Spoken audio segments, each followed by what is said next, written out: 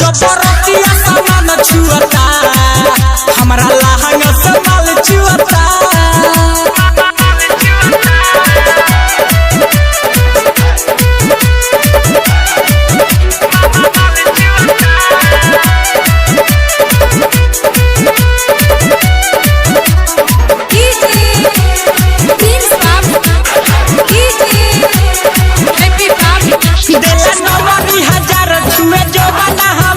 मन देला भीतरी से पनियाई